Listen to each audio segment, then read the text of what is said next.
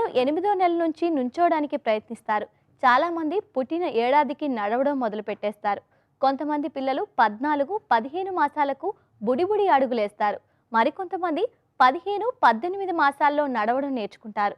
అయితే ఈ ప్రక్రియ అంతా సజావుగా సాగిపోతే పర్లేదు.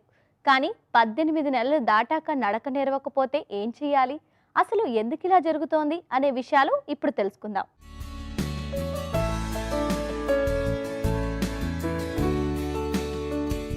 సాధారణంగా 8 నుంచి 18 నెలల వయసు మధ్య పిల్లలు బుడిబుడి అడుగులు వేస్తారు. ముందుగా కుర్చీలను, మంచాలను పట్టుకుని లేవడానికి ప్రయత్నించడం, అలా లేచి నిల్చున్న తర్వాత నడవడానికి ప్రయత్నిస్తారు.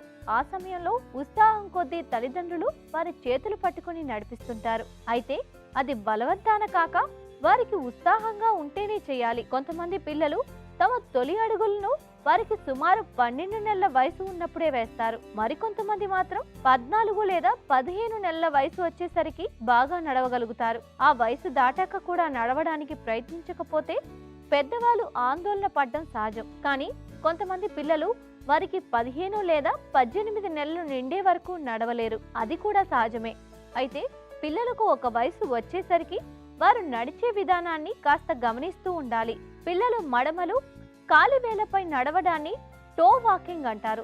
పిల్లలు నడక నేర్చుకుంటున్న సమయంలో ఇది చాలా సాధారణం. అయితే చాలా మంది పిల్లలు వయసు పెరిగే కొద్దీ అలవాటును మానుకుంటారు. కానీ కొంతమంది పిల్లలు పసి వయసు దాటేసినా అలాగే నడుస్తుంటారు. అలాంటప్పుడు తల్లిదండ్రులు పిల్లలకు పాదం మొత్తం భూమిపై మోపి నడిచేలా చేయాలి. ఎప్పుడు ఈ నడక అనేది డీలేడ్ వాకింగ్ అని అనాలి, లేదా ఇందులో టిప్ టో వాకింగ్ లేదా టో వాకింగ్ అంటే ఏంటి అనేది బ్రీఫ్గా డిస్క్రైబ్ చేయాలంటే, నార్మల్గా సాధారణంగా 1.5 ఇయర్ అంటే 18 నెలల వయసు లోపల పిల్లవాడు నడవకపోతే దాన్ని డీలేడ్ మైల్ స్టోన్ అంటే డీలేడ్ వాకింగ్ అని మనము గుర్తించాల్సిన అవసరం ఉంది. అందులో toe walking, basically toe walking అంటే ఏంటంటే వాళ్ళ టోస్ మీద నడవడం. ఓకే, సో ఆ టోస్ మీద నడవడాన్ని మనం టో వాకింగ్ అని అంటూ ఉంటాం. సో జనరల్గా స్టార్టింగ్ టైంలో పిల్లవాడు నడిచే ఒక మైల్ స్టోన్ స్టార్ట్ అయినప్పుడు ఈ టో వాకింగ్ అనేది నార్మల్ అని మనం గుర్తించాలి. ఎందుకంటే అప్పుడే వాడు నడక నేర్చుతున్నాడు పిల్లవాడు, కాబట్టి అలా ప్రయత్నిస్తూ వాళ్ళు నడుస్తూ ఉంటారు. సో టెంపరీ పీరియడ్లో టో వాకింగ్ అనేది ఇట్స్ అబ్సల్యూట్లీ నార్మల్. ఒకవేళ కనుక ఈ టో వాకింగ్ కంటిన్యూస్గా పర్సిస్ట్ అయింది అంటే దానికి సంబంధించి కొన్ని ఇష్యూస్ ఉండొచ్చు, లేదా కొన్ని సమస్యల వల్ల కూడా అలా టో వాకింగ్ చేస్తూ ఉంటారు పిల్లలు. సో ఎందుకు? ఫస్ట్ థింగ్ అందులో చూసారంటే, నార్మల్గా మసిల్ ఏదైతే కండరాలు ఉంటాయో అవన్నీ కూడా కల్మినేట్ అయ్యి టెండన్ అని అంటూ ఉంటాం అనమాట. సో ఆ టెండన్ అంటే ఈ పర్టికులర్గా ఈ కాలి భాగంలో వెనక భాగంలో చూస్తారంటే మీరు అకిలీస్ టెండన్ అని అంటుంటాం. సో దానికి సంబంధించి ఏమైనా గట్టిగా ఉండి దానికి టైట్నెస్ ఏమన్నా ఉంటే ఆ టైంలో పిల్లలు టో వాకింగ్ చేస్తూ ఉంటారు. లేదు ఎముకలకు సంబంధించిన ఇష్యూస్ ఉన్నా కూడా టో వాకింగ్ చేయొచ్చు. బట్ ఇన్ జనరల్ ఈ మధ్య కాలంలో చాలా వరకు మీరు చూసారంటే టో వాకింగ్ అండ్ ఆటిజం అంటాం. ఆటిజం లేదా ఆటిస్టిక్ స్పెక్ట్రమ్ డిసార్డర్ అని అంటూ ఉంటాం. సో బేసికలీ ఆటిజం అంటే ఏంటి అంటే, పిల్లవాడు మిగతా పిల్లలకు సంబంధించి అంటే పోల్చి చూసినప్పుడు వాళ్ళ బిహేవియర్ ప్యాటర్న్ అనేది కొంచెం డిఫరెంట్గా ఉంటుంది. వాళ్ళల్లో వాళ్ళు ఉంటారు, మిగతా పిల్లలతో ఎక్కువ యాక్టివ్గా ఇంటరాక్ట్ అవ్వరు. సో ఈ పర్టికులర్ ప్రాబ్లమ్ మనం ఆటిస్టిక్ స్పెక్ట్రమ్ డిసార్డర్ అని అంటూ ఉంటాం. అటువంటి పిల్లల్లో ఈ టో వాకింగ్ అనేది ఎక్కువగా గమనించినట్టు మనకు స్టడీస్లో ఉంది. At the same time attention deficit hyper activity disorder అని అంటుంటాం, అంటే ADHD. సో ఆ ఒక కండిషన్లో కూడా ఈ టో వాకింగ్ అనేది ఎక్కువగా గమనిస్తూ ఉంటాం. మీ పిల్లలు పెరిగే కొద్దీ టో వాకింగ్ అలవాటు మానుకుంటే ఆందోళన చెందాల్సిన అవసరం లేదు. కానీ కొన్ని అరుదైన సందర్భాల్లో మాత్రం ఇది కొన్ని సమస్యలకు సూచన కావచ్చు. అవి cerebral palsy, muscular dystrophy, autism spectrum వంటి రుగ్మతలకు కారణం కావచ్చు. అకిలెస్ సాయపు దిగువ కాలు కండరాలను మడమను కలుపుతుంది. ఈ కండరం తక్కువగా ఉంటే మడమ భూమిని తాకకుండా నిరోధిస్తుంది. ఇక సెరిబ్రల్ పాల్సీ పిల్లల్లో కాళ్ళు చేతులు సహకరించకపోవడం, వయసు పెరిగిన ఎదుగుదల లేకపోవడం లాంటి లక్షణాలు ఉంటాయి. సెరిబ్రల్ పాల్సీ అనేది మెదడులో కీలక కేంద్రాలు దెబ్బతినడం వల్ల వచ్చే సమస్య. సెరిబ్రల్ పాల్సీలో కాళ్ళ కండరాలు అతిగా స్పందిస్తూ బలంగా బిసుకుపోతాయి, కాబట్టి అప్రమత్తత తప్పనిసరి. ఇక మాస్కులర్ డిస్ట్రోఫీ అనేది ఒక జన్యు వ్యాధి. దీనిలో కండరాల ఫైబర్ దెబ్బతినే అవకాశం ఉంది. కాలక్రమేణా బలహీనపడుతుంది. ప్రారంభంలో సాధారణంగా నడిచినా క్రమేణా నడకలో తేడా వస్తుంది. అప్పుడు వారిలో ఎటువంటి లక్షణాలు ఉన్నాయో గమనించాలి. మీ పిల్లలు 2 సంవత్సరాల వయసు దాటిన తర్వాత కూడా కాలు వేళ్ల మీద నడుస్తుంటే దాన్ని మీరు గుర్తించి తప్పకుండా చిన్నపిల్లల వైద్య నిపుణులను సంప్రదించాలి. పిల్లల కాళ్ళ కండరాలు బిగుసుకుపోయి ఉన్నట్టు గమనించినా, వాటి మధ్య సమన్వయ లోపం ఉన్నట్టు అనిపించినా కూడా వైద్య సలహా తప్పనిసరి. బట్ ఇన్ జనరల్ నడక అనేది పిల్లల్లో మీరు చూసారంటే 11 నుండి 15 నెలల వయసులో కామన్గా అచీవ్ చేసే మైల్ స్టోన్. కొంతమంది పిల్లలు 9 నెలలకి 10 నెలలకి నడుస్తూ ఉంటారు. They are called over achievers. అంటే ఏదో ఒక పర్టికులర్ రీజన్ ఉండదు దానికి, but they learn to walk early. Delayed walking అని ఎప్పుడు అంటున్నాము అంటే 1.5 year, అంటే సంవత్సరం మీద 6 నెలలు గడిచిన తర్వాత కూడా పిల్లవాడు నడవలేకపోతే దాన్ని మనం డిలేడ్ వాకింగ్ అని అంటూ ఉంటాం.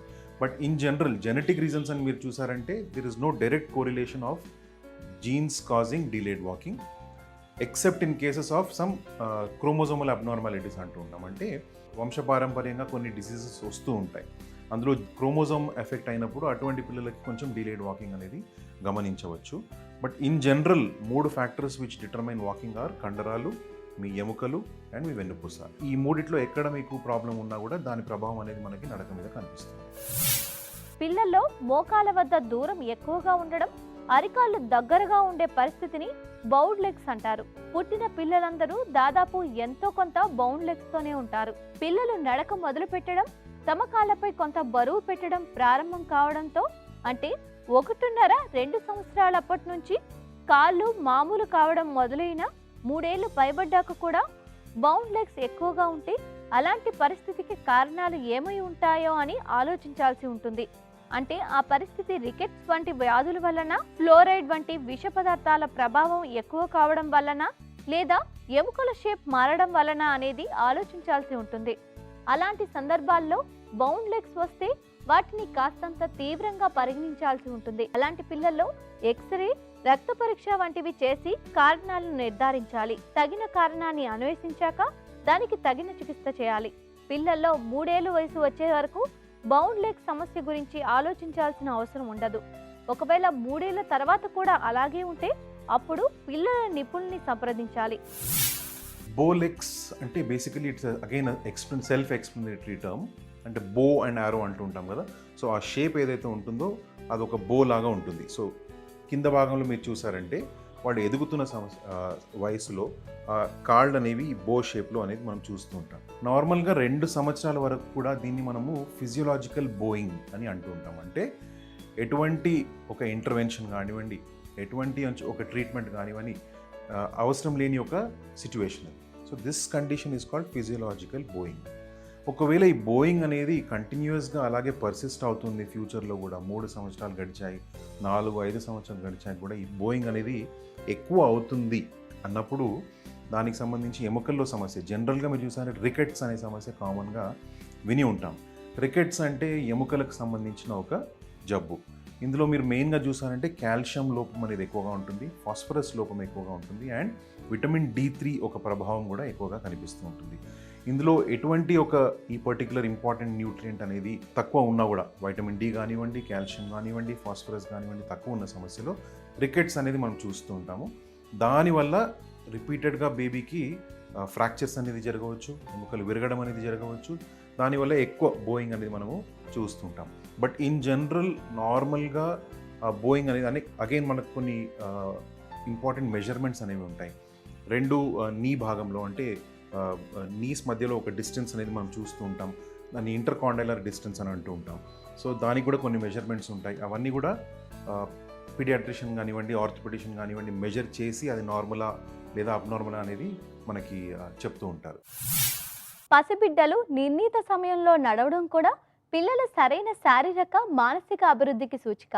అయితే వారి తప్పటడుగుల్ని కెమెరాలో బంధించడంతోనే ఆగిపోకుండా వారి నడకపై దృష్టి పెట్టి తగిన జాగ్రత్తలు తీసుకోండి. వారి బుడిబుడి అడుగుల బాల్యాన్ని మీరు ఆస్వాదించండి.